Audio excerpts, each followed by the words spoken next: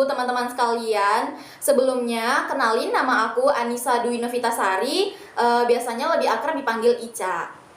Aku salah satu mahasiswi UIN Raden Intan Lampung yang berasal dari Prodi Bimbingan Konseling Pendidikan Islam kelas G semester 5 dengan NPM 1911080030.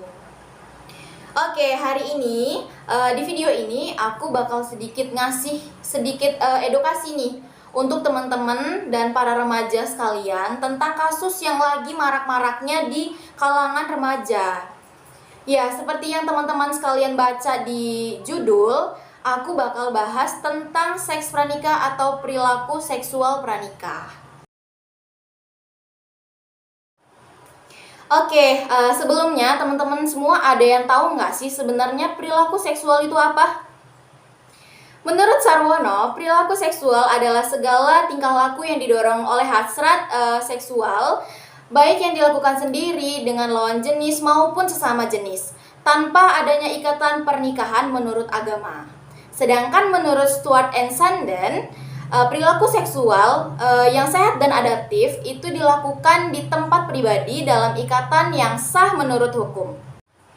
Oke, selanjutnya kita langsung ke pengertian seks pranikah atau perilaku seksual pranikah. Perilaku seksual pranikah merupakan perilaku seksual yang dilakukan tanpa melalui proses pernikahan yang resmi menurut hukum, menurut agama, dan kepercayaan masing-masing.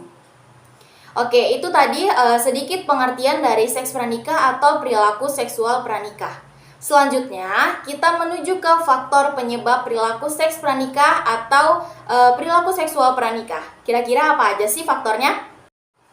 Oke, faktor penyebab yang pertama itu bisa datang dari faktor internal. Kira-kira apa aja ya faktor internal itu? Faktor internal yang pertama itu adalah peran keluarga. Kegagalan fungsi keluarga dalam memainkan peran sebagai tempat awal kehidupan para remaja merupakan faktor marak terjadinya perilaku seks pranikah di kalangan remaja. Yang kedua, ada pendidikan seks dan pendidikan agama. Di zaman sekarang ini banyak sekali orang tua yang lebih mengutamakan mengajarkan anaknya tentang ilmu umum atau hal-hal yang bersifat materi dibandingkan dengan keagamaan. Dan orang tua juga itu biasanya jarang sekali memberikan pendidikan seks pada si anak sehingga kurangnya pengetahuan pendidikan seks terhadap si para remaja ini. Sayang sekali ya teman-teman ya, kenapa sih banyak sekali orang tua yang lebih mengutamakan mengajarkan anaknya itu tentang ilmu umum, padahal keagamaan itu lebih penting kalau menurut aku ya. Selanjutnya, faktor penyebab yang kedua, yaitu faktor eksternal. Kira-kira apa aja sih faktor eksternal tersebut? Nah, yang pertama itu ada pengaruh lingkungan. Pengaruh lingkungan memegang peran yang tidak kecil terhadap perubahan atau terjadinya suatu pola perilaku remaja di lingkungan yang kurang memadai. Misalnya, mohon maaf, dekat dengan tempat pelacuran, maka kemungkinan besar akan terjadi perilaku seks pranikah di kalangan remaja. Juga adanya lingkungan teman-teman bergaulnya, di mana kebanyakan dari mereka melakukan seks pranikah. Hal itu juga akan mendorong si remaja ini untuk mengikuti pola perilaku seks pranikah tersebut. Oke, selanjutnya yaitu pengaruh media. Mungkin teman-teman juga udah tahu ya seberapa besar sih pengaruh media ini untuk para remaja. Dengan berkembangnya media, baik elektronik maupun cetak, itu manusia menyebarkan budaya apapun yang kadang-kadang merefleksikan nilai-nilai yang berbeda dengan pemakaiannya, seperti itu. Misalnya, ide tentang kebebasan seksual ditayangkan dan sangat jelas tanpa ada sensor apapun yang bisa anak-anak maupun remaja lihat, seperti itu. Oke, itu tadi beberapa faktor penyebab terjadinya seks pranikah. Selanjutnya, kita bakalan cus ke pencegahan perilaku seks pranikah. Kira-kira apa aja ya upayanya? Upaya pencegahan perilaku seks pranikah itu ada dua. Yang pertama, secara intern atau dari dalam. Untuk melakukan suatu perubahan itu tentunya harus ada niat dari dalam dan keyakinan yang mantap ketika kita akan merubah suatu perilaku.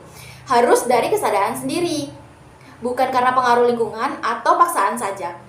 Selain dengan niat itu, kita juga harus memperdalam ilmu keagamaan dengan memperbanyak membaca buku keagamaan, sering menghadiri acara pengajian dan seminar keagamaan, berkumpul atau bersahabat dengan orang-orang yang tepat. Misalnya, dengan teman-teman yang ilmu atau pengetahuannya itu lebih tinggi dan rajin beribadah dan tidak melakukan pelanggaran atau penyimpangan.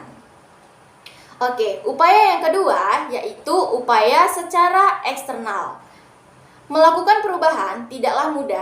Karena itu, niat saja tidak cukup, melainkan kita harus mendapat dukungan dari luar. Dukungan dari luar itu bisa dari orang tua atau keluarga.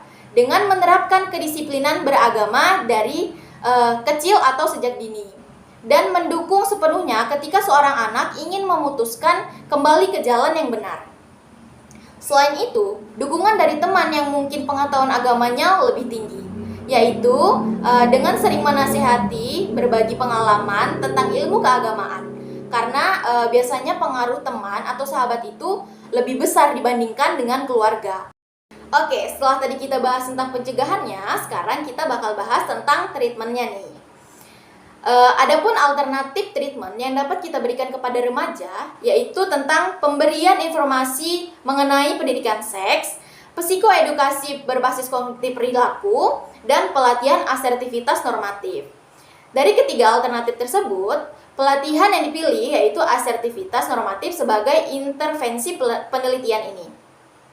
Pelatihan asertivitas itu merupakan sebuah konsep pendekatan behavioral yang digunakan untuk membantu orang-orang mendapat hak-haknya secara sempurna, yaitu dengan mengembangkan self-assessment dan melibatkan ekspresi perasaan positif. Oke, alhamdulillah selesai sudah sedikit bincang-bincang kita tentang seks pranikah. Aku berharap banget nih sama teman-teman remaja. Ayo kita lakuin banyak-banyak kegiatan positif dan jauhkan hal negatif dari kehidupan kita. Sekian, salam remaja Indonesia. Wassalamualaikum warahmatullahi wabarakatuh.